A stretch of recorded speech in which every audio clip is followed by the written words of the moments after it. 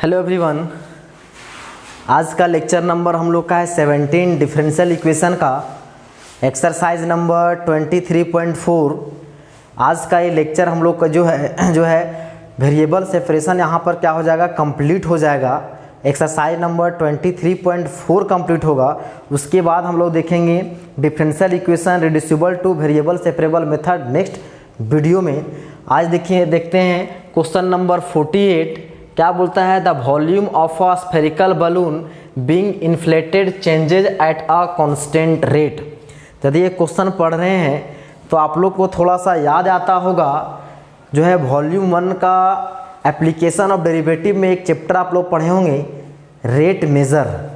तो कुछ सेम उसी तरह से हम लोग को दिया हुआ। क्या बोलता है, the volume of a spherical balloon, एक बलून है जो कैसा है, स्फेयर का टाइप में है, क्या है, being inflated changes eight a constant rate. उसका वॉल्यूम क्या कर रहा है, बढ़ रहा है। किस रेट से, कांस्टेंट रेट से। तो उसका वॉल्यूम बढ़ रहा है भाई, तो किसके रिस्पेक्ट में बढ़ रहा होगा, तो ऑब्वियसली टाइम के रिस्पेक्ट में बढ़ रहा होगा। यदि उसका बलून का वॉल्यूम यदि हम भी मान लेंगे, मतलब rate of change of volume with respect to किसका, टाइम, मतलब dv/dt। वो क्या बोलता है, change at a constant rate, मतलब dv/dt मेरा क्या दिया हुआ है, कांस्टेंट। ये चीज़ आपको समझना होगा। बोलता है if initially its radius is 3 unit, यदि शुरुआत में उसका रेडियस क्या है, 3 यूनिट है। अब बताइए शुरुआत में जिसमें वह शुरुआत चली है उसमें रेडियस कितना है, 3 यूनिट। और जब उसमें चेंज करेगा तब टाइम का काउंटिंग स्टार्ट होगा। जब रेडियस इनिशियली 3 यूनिट है तो उस समय टाइम कितना है भाई, तो टाइम ऑब्वियसली t, मतलब t मतलब कितना है, 0 सेकेंड है। 0 सेकेंड या सेकेंड में बात कर रहा है, मतलब क्या होगा, 0 सेकेंड। मतलब वेन t बराबर 0 सेकेंड देन क्या है, radius is equal to 3 unit. And after 3 second, 3 second के बाद, मतलब जब टाइम मेरा 3 सेकेंड हो जा रहा है, it is 6 unit. It is क्या, रेडियस, मतलब जब 6 यूनिट होता है तब रेडियस कितना हो जा रहा है, 6 यूनिट। तब बोलता है find the radius of the balloon, balloon का रेडियस निकालना है कितना सेकेंड के बाद, t सेकेंड के बाद। मतलब हमको यहाँ पे जो है dv/dt दिया हुआ है, कांस्टेंट है। रेडियस जो है 3 यूनिट बोला है। कब, जब टाइम इनिशियली, मतलब टाइम उस समय क्या है, 0 सेकेंड। एंड टी जब टाइम जो है 3 सेकेंड है तब उसका रेडियस कितना हो जा रहा है, 6 यूनिट। तब हम लोग को क्या निकालना है, रेडियस निकालना है कितना सेकेंड के बाद, t सेकेंड के बाद। अब जितना जो लिखा दिया हुआ है उसको लिखते हैं। सॉल्यूशन क्या करते हैं, लेट v बराबर volume of spherical balloon, r बराबर स्मॉल r, क्या मान लेते हैं, रेडियस ऑफ स्फेरिकल बलून। ठीक, अब बताइए इसमें दिया हुआ है, गिवन है, बोलता है volume of spherical balloon being inflated changes eight a constant rate. अभी बताएं वॉल्यूम यदि हम भी माने हैं वो चेंज करेगा टाइम के रिस्पेक्ट में, मतलब वह dv/dt मेरा क्या है, कांस्टेंट। मतलब दिया हुआ है कि dv/dt हम मान लेते हैं k, वो मेरा क्या है, कांस्टेंट। यहाँ तक आपको समझ में आ गया होगा। अब हम लोग क्वेश्चन का सॉल्यूशन करते हैं। अब बताइए dv/dt, मतलब v मेरा क्या है, वॉल्यूम। किसका वॉल्यूम है, वह बलून का वॉल्यूम है। और बलून किस आकार का है, स्फेरिकल है। मतलब वह जो है वॉल्यूम ऑफ स्फेयर क्या होता है, 4/3, क्या है, तो 4/3 pi r cube, 4/3 pi r cube. तो हो जाएगा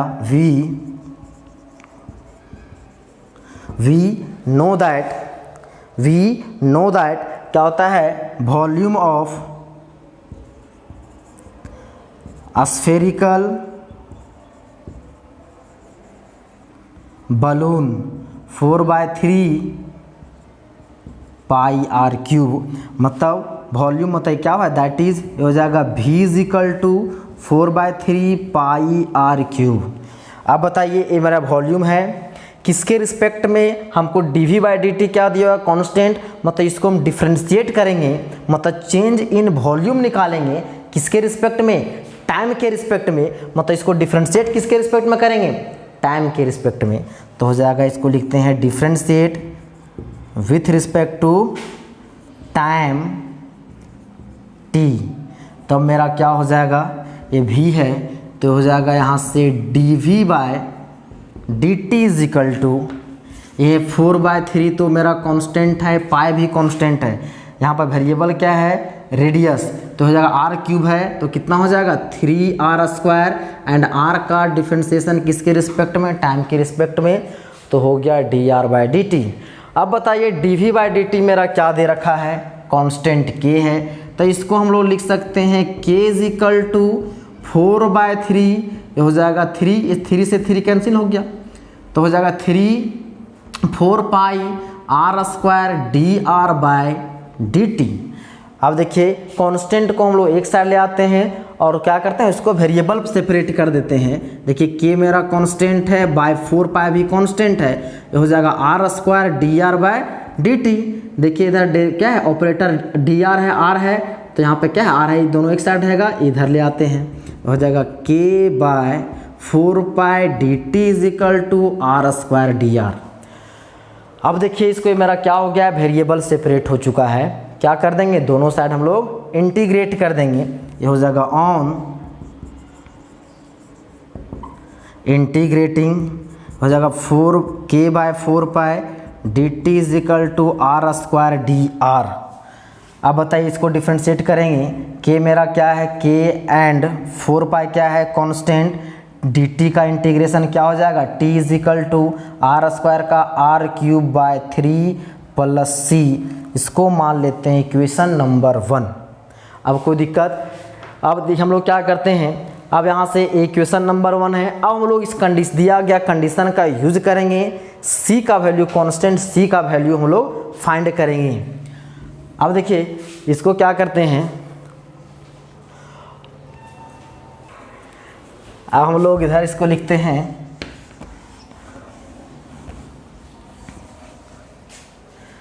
देखिए दिया हुआ है, गिवन है इनिशियली, क्या बोलता है initially, its radius is 3 unit, मतलब शुरुआत में स्फेरिकल बलून का रेडियस कितना है 3 यूनिट, मतलब शुरुआत में टाइम कितना सेकेंड 0 सेकेंड, मतलब क्या हो जाएगा इनिशियली t बराबर वेन t बराबर 0, रेडियस कितना यूनिट है 3 यूनिट्स। अब इसका वैल्यू कहाँ पुट कर देंगे, इक्वेशन नंबर 1 में, देयरफॉर हो जाएगा k बाय 4 पाई, टाइम तो मेरा 0 है, r का वैल्यू 3 का क्यूब बाय 3 प्लस c, अब कितना हो जाएगा 0 इज इक्वल टू 3 कितना होगा, ये हो जाएगा इधर 2 टाइम्स, तो 3 3 जा 9 plus c, therefore c is equal to क्या हो गया -9, और इस c का वैल्यू कहाँ पुट कर देंगे, इस इक्वेशन नंबर 1 में, तो हो जाएगा फ्रॉम 1 क्या हो जाएगा k by 4 pi t is equal to r³ by 3 -9, c का यहाँ c है, c का वैल्यू -9, ये हो जाएगा, इसको मान लेते हैं इक्वेशन नंबर 2। अब यदि गौर किया जाए, ये मेरा क्या है इनिशियल कंडीशन, अब बोलता है एंड आफ्टर 3 सेकेंड, 3 सेकेंड के बाद इस यूनिट क्या है, रेडियस का यूनिट कितना हो जाता है 6 यूनिट, मतलब रेडियस मेरा हो गया 6 यूनिट, मतलब लिख सकते हैं फाइनली, या तो when t is equal to 3 second, तो देन रेडियस कितना हो जाता है, रेडियस मेरा है 6 यूनिट्स, रेडियस जब टाइम मेरा 3 सेकेंड, रेडियस कितना है 6 यूनिट। अब a t is equal to 3 and r is equal to 6 कहाँ पुट करेंगे, यहाँ पे पुट करेंगे, और उसको हम लोग सॉल्व करेंगे, तो उससे किसका वैल्यू निकलेगा, आप लोगों को समझ में आ गया होगा किसका वैल्यू निकलेगा, सो किसका, क्योंकि यहाँ से t का वैल्यू पुट करेंगे, r का वैल्यू पुट करेंगे, मेरा क्या निकल जाएगा k का वैल्यू यहाँ से फाइंड हो जाएगा, तो पुट करते हैं, ये हो जाएगा फ्रॉम 2, ये है मेरा k बाय 4 पाई, टाइम मेरा कितना है 3 इज इक्वल टू r कितना है 6, ये हो जाएगा 6 का क्यूब डिवाइडेड बाय 3 -9, ये हो जाएगा कितना 3k by 4 pi is equal to 6 का क्यूब 6 6 जा 36 इंटू 6, तो हो जाएगा 6 6 जा 36 कैरी 3 6 3 जा 18 एंड 3 216 डिवाइडेड बाय 3 -9। अब यहाँ से निकालेंगे 3/4 के, इसका सॉल्यूशन करते कटेगा 3 7 जा 21, 3 2 जा 6, तो ये हो जाएगा 72 माइनस 9, 72 में माइनस 9 जाएगा, कितना बचेगा, ये हो जाएगा 63। तो देयरफॉर यहाँ से यदि हम लोग को वैल्यू बोलेंगे के का वैल्यू कितना हो जाएगा, के का वैल्यू कितना हो जाएगा 63 × 4 पाई डिवाइडेड बाय 3, तो ये मेरा कितना हो जाएगा 21, तो k इक्वल टू 21 × 4 कितना हो जाएगा 84 पाई। ये मेरा वैल्यू किसका आया, k का वैल्यू आया। अब देखिए इस k का वैल्यू कहाँ पुट कर देंगे, यहाँ पे पुट कर देंगे। अब देन उसका क्या बोलता है, find the radius of the balloon after t second, तो t सेकेंड के बाद किसका वैल्यू निकाल लेंगे हम लोग, r का वैल्यू निकाल लेंगे, जो वही मेरा क्या हो जाएगा फाइनल आंसर। क्या लिखेंगे, पुटिंग द वैल्यू ऑफ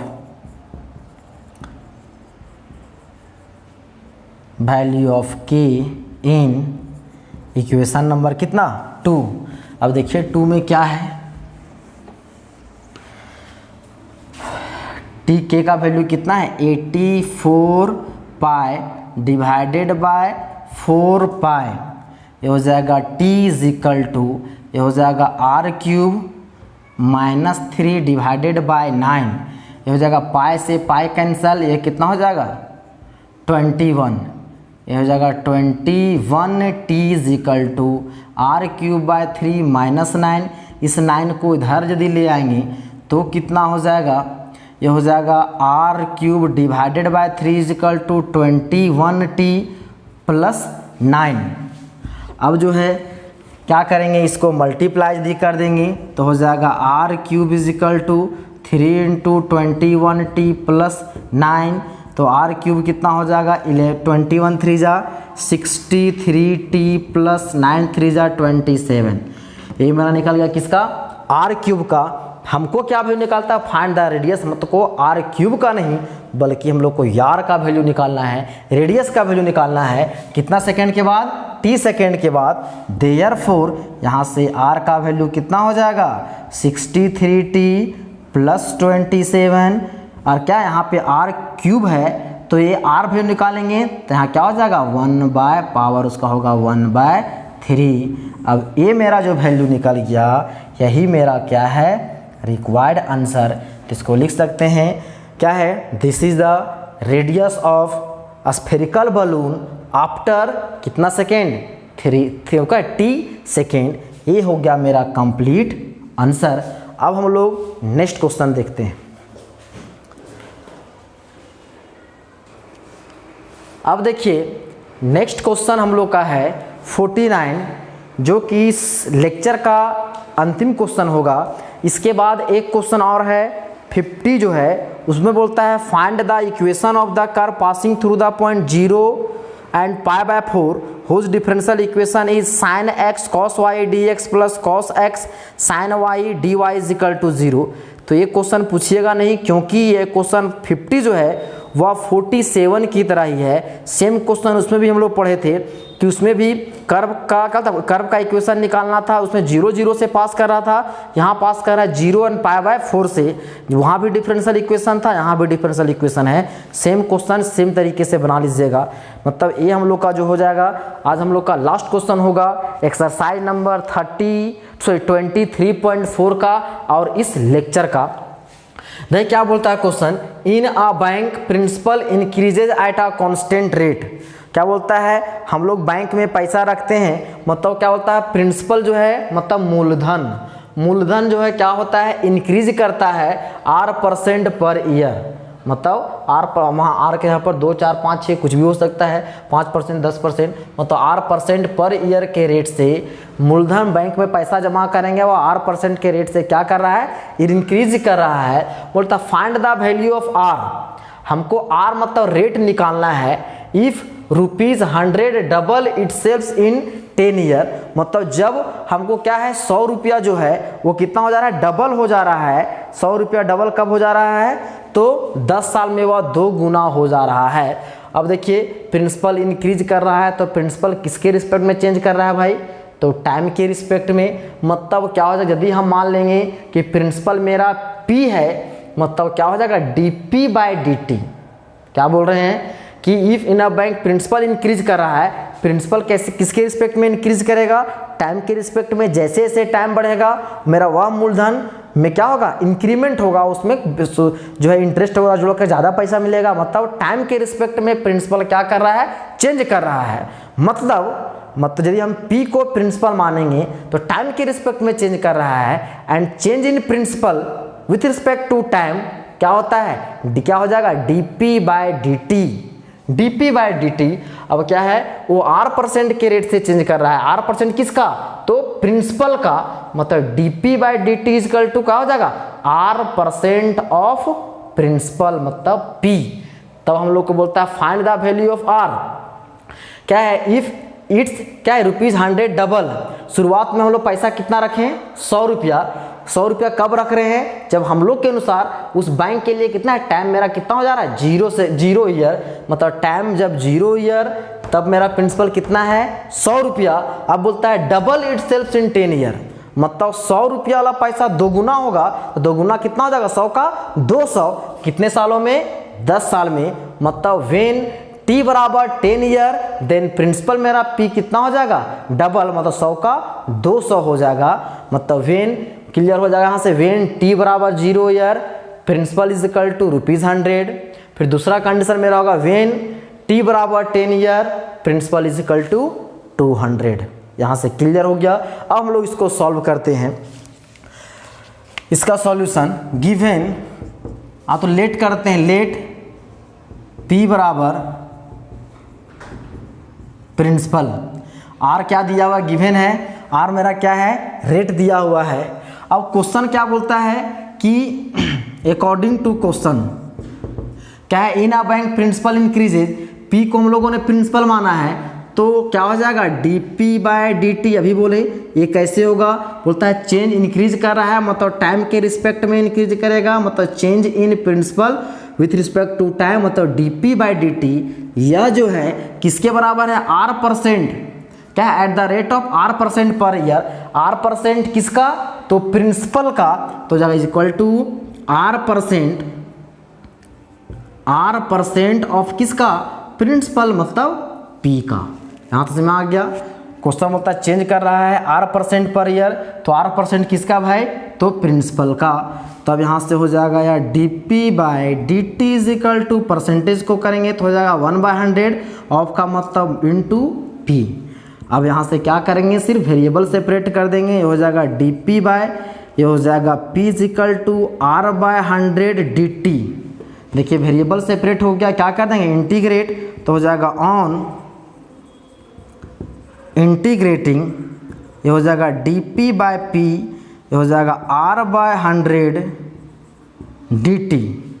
अब जो है dp बाय p का कितना हो जाएगा इंटीग्रेशन, ये हो जाएगा log p is equal to r/100, तो मेरा क्या है कांस्टेंट, एंड dt का इंटीग्रेशन क्या हो जाएगा t, और एक कांस्टेंट क्या मान लेते हैं हम लोग, c, जो इंटीग्रेटिंग कांस्टेंट है इसको मान लेते हैं इक्वेशन नंबर 1। यहाँ तक तो क्लियर। अब हम लोग क्या करेंगे, दिया गया जो कंडीशन है उस कंडीशन का यूज करेंगे, और क्या करेंगे, हम लोग r का वैल्यू निकालेंगे। गिवन है इनिशियली क्या है, जब टाइम बराबर है 0 ईयर, टाइम कितना है 0 ईयर, देन प्रिंसिपल कितना रुपया है भाई, देख सकते हैं 100 रुपया।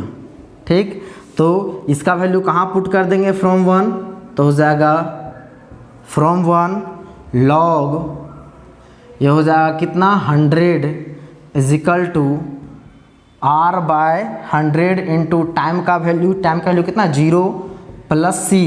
इस लॉग 100 को लिख सकते हैं 10 का स्क्वायर, 0 प्लस c मतलब 2 यहाँ मल्टीप्लाई हो जाएगा 2 log 10 इज इक्वल टू क्या c। अब इस विथ वेट c, इसका वैल्यू कितना हो जाएगा 1, तो 2 into 1 is equal to c, therefore c is equal to 2। And इस c का वैल्यू कहाँ पुट कर देंगे, तो इस इक्वेशन नंबर 1 में तो कर देंगे। चलिए पुट कर देते हैं फ्रॉम 1, तो ये क्या हो जाएगा लॉग हो जाएगा p is equal to r by 100 t plus 2, इसको मान लेते हैं इक्वेशन नंबर 2। अब देखिए दूसरा जो कंडीशन है वो क्या बोलता है कि if ₹100 double it self in 10 year, 10 सालों में वह प्रिंसिपल क्या हो जा रहा है, 2 गुना हो जा रहा है। मतलब जब टाइम जो है 10 ईयर होगा देन प्रिंसिपल मेरा कितना हो जाएगा, 100 का 200 मतलब हो जाएगा 200। मतलब वेन टी बराबर 10 ईयर्स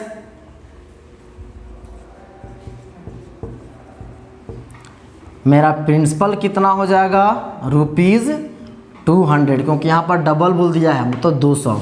तो इसका वैल्यू कहाँ पुट कर देंगे, 2 में, फ्रॉम 2 ये हो जाएगा log 200 is equal to r by 100, t का वैल्यू कितना है 10 ईयर प्लस 2। इसको हम लोग लिख सकते हैं log 2 into 100 is 10 will cancel, तो हो जाएगा r बाय 10 प्लस 2। इसको हम लोग इसको m माने, इसको m, तो log m इंटू n क्या हो जाएगा, log m प्लस n, तो हो जाएगा log 2 प्लस log 100, ये हो जाएगा r बाय 10 प्लस 2। अब जो है ये कितना है log 2, इसको लिख सकते हैं फिर से log हो जाएगा 100 है मतलब 10 स्क्वायर, r बाय 10 प्लस 2, ये हो जाएगा log 2 यहाँ पर क्या पावर में है मल्टीप्लाई हो जाएगा, तो log 10 is equal to r by 10 plus 2। अब जो है इसका वैल्यू क्या होगा 1, तो log 2 plus 2 into 1 is equal to ये हो जाएगा r बाय 10 प्लस 2, ये हो गया log 2 plus 2 is equal to r by 10 plus 2, 2 will cancel, तो यहाँ से क्या हो गया r by 10 is equal to log 2। तो देयरफॉर r का वैल्यू क्या लिख सकते हैं, तो 10 इंटू log 2। और देखिए कंडीशन यहाँ दिया हुआ है log 2 का वैल्यू 0.6931, तो इसका वैल्यू कहाँ पुट कर देंगे इसमें, तो हो जाएगा r is equal to 10 into 0.6931, therefore r मेरा क्या हो जाएगा 6.931, क्या हो जाएगा परसेंट, हो जाएगा क्या चीज़ परसेंट। अब ये मेरा क्या हो गया आंसर। क्या बोलता था, वही बोला था कि 10 साल के बाद जब जो है प्रिंसिपल मेरा 2 गुना हो जाएगा तब रेट क्या होगा, रेट मेरा कितना निकल गया 6.931%। मतलब आज का हम लोग का जो लेक्चर का जो था इस बुक में जो क्वेश्चन दिया हुआ था एक्सरसाइज में 23.4 का, वो सारा काम हम लोग क्या हो गया कंप्लीट हो गया है। कुछ जो क्वेश्चन को हम लोग जो बच गया है छोड़ दिए हैं, वो क्वेश्चन बेहद ही आसान है जो आप लोगों से बन जाएगा। यदि नहीं बनेगा तो फिर आप लोग पूछ सकते हैं उस क्वेश्चन को। तो आज के लिए उम्मीद करते हैं कि एक जो 2 क्वेश्चन हम लोग आज पढ़ें वो आप लोग को पूरी तरह समझ में आ गया होगा। तो आज के लिए इतना ही, धन्यवाद।